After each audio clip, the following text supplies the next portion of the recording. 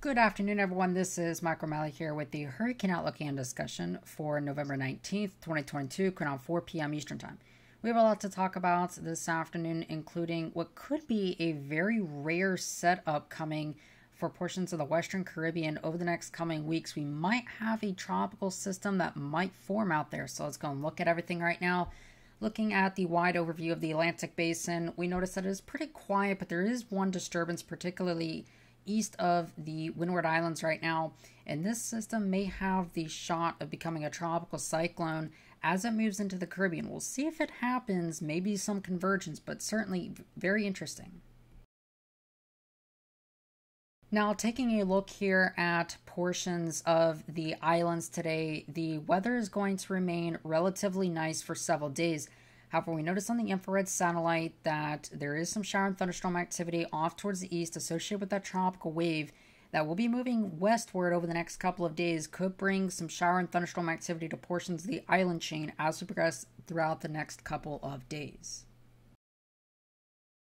And taking a look here in portions of the Western Caribbean, we notice a tropical wave right now, just an area of convergence, nothing expected out of this system as of this moment.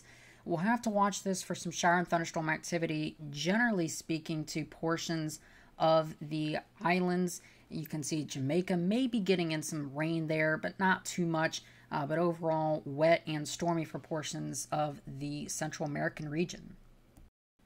And looking out here in the Gulf of Mexico, we notice that it is cloudy across most of the Gulf Coast states, including the Southern Gulf.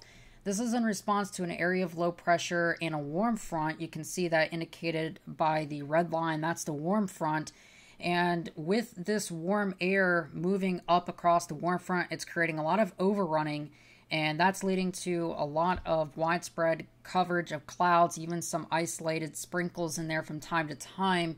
And this will all be sliding east and northeast over the next couple of days, bringing with it some heavy rainfall to portions of the Florida Peninsula, and we'll talk about that here in just a second. And across most of the contiguous United States today, temperatures are pretty cool as we've seen this big shot of cold air come in.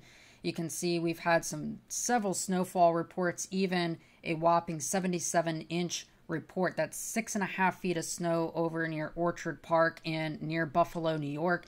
Very significant snows up there. Cold air spreading south. It is almost Christmas. We are just about a month away, so this is what we would expect.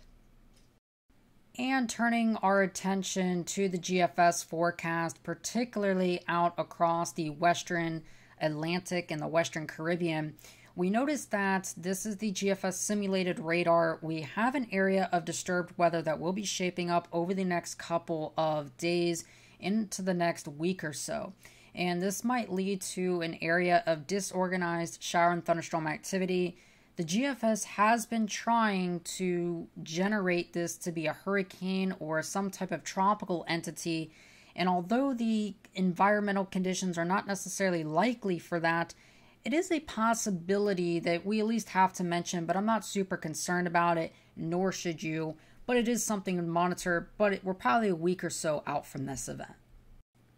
And now taking a look at this rainfall forecast for Florida, we notice an area of low pressure developing in the Gulf of Mexico, what we just showed you.